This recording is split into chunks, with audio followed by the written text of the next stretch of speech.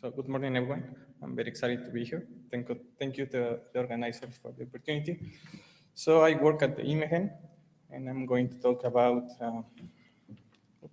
the functional heterogeneity that we are very interested. So we are very interested in how functional heterogeneity modify the prognosis on cancer patients.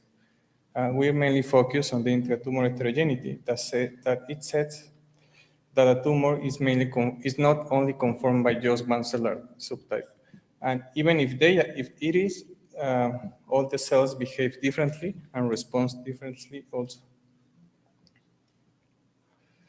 So to reduce biological variables, we use multicellular cancer tumor spheroids.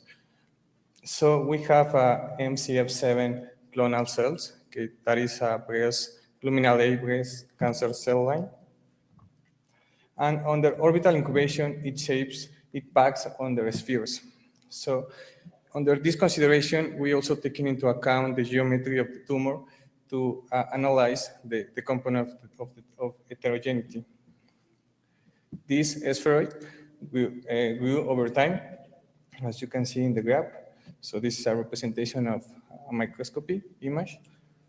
The idea is that we want to mimic an early tumor with a small size and also an advanced tumor with a very big size. So we choose two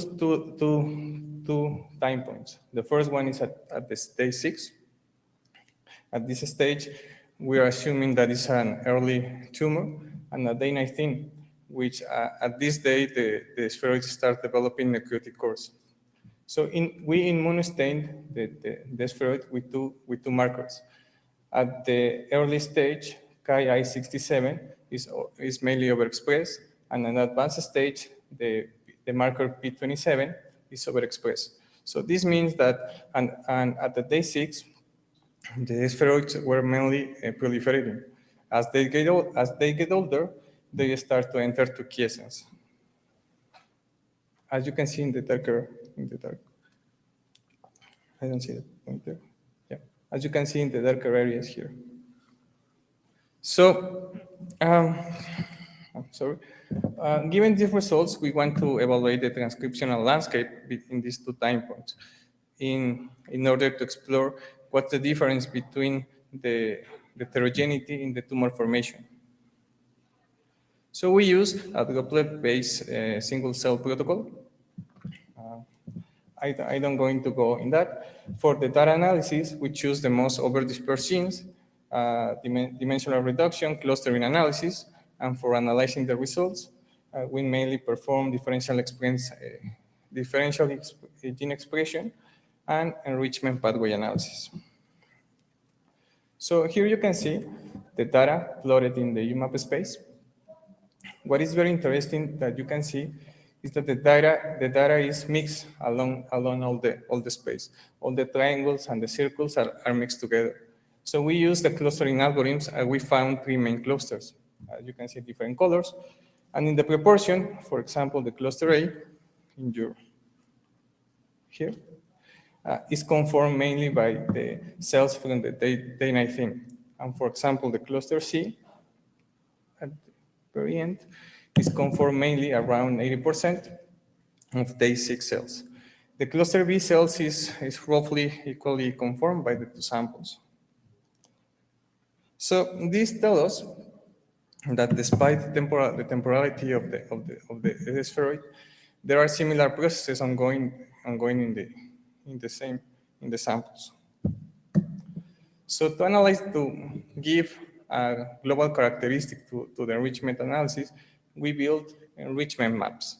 So we took the expressed genes and also the names of each of the enrichment pathway and assign a big clusters to assign a global name for that collection of pathways.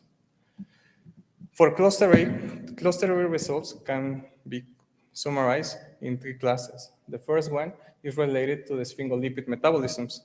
So reports said that sphingolipid metabolisms is very related to invasion in cancer, particularly the ones that is synthesized through ceramides. The second class is very strong activation of the KRAS signaling pathway. The KRAS signaling pathway is also very related to migration and invasion.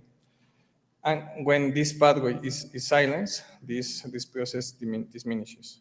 And finally, this cluster shows a very interesting activation of the immune response. So cancers can evade the immune system in three steps. The first one, that is called elimination, the tumor starts to secreting cytokines to recruit the immune responders. So given the limitation of the model, we hypothesize that only this process can be happening. Results for cluster C, we see that all the steps, all the phases for the cell cycles are overactivated. Also, the transcripts for the cluster C are related to the metabolisms of amino acids, pyrimids, glucose, and also the mixed signaling pathway that is related very strongly to proliferation.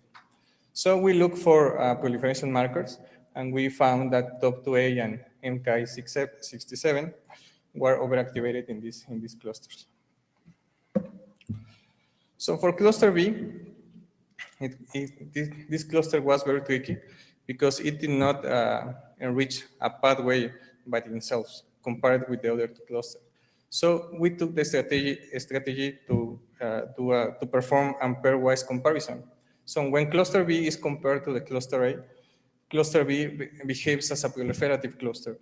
And when cluster B is compared with cluster C, it behaves as an invasive cluster. So this cluster seems to be in the middle of the two. As additional analysis, we compute the signaling signature, the genetic signature of each of the clusters. So what is mainly interesting, at least for us, is that when we label all the three clusters, we have a cluster that is undergoing proliferation. The other one that it might be cells, it might having cells that are invasive, and a third one that we call a reservoir, or maybe a latent state that seems to be in the middle of the other two, that we hypothesize like be a safe box for a tumor relapse. And what is very important to say is that all these three subpopulations work together as a systemic unit. So there is no competition between them. With the main idea or the main goal to tumor survival and adaptation. One of our main questions about under this project, what is the difference between the time points in the spheroid formation? So the question is really relating to the subpopulation proportion. In these two time points, all these three subpopulations remain constant, but with different proportions. So for example, even an early tumor, an early spheroid, has the property to be invasive, but with less probability. And what is work still on progress? We are trying to develop a master regulation network. So we wonder if there is possible to polarize the different subpopulations. Maybe, for example, we can move the heterogeneity from three subpopulations to just one to really affecting this genetic network. And finally, I want to acknowledge all the people that collaborate under this project. So we have Osvaldo, which is the leader of the group, Mesli, Eric, and Hugo, that were students at the times, and our collaborators, Dr. Maldonado and Dr. Hernandez, that belongs to the INMEGEN and the Hospital Infantil. And thank you. I will be happy to answer any question.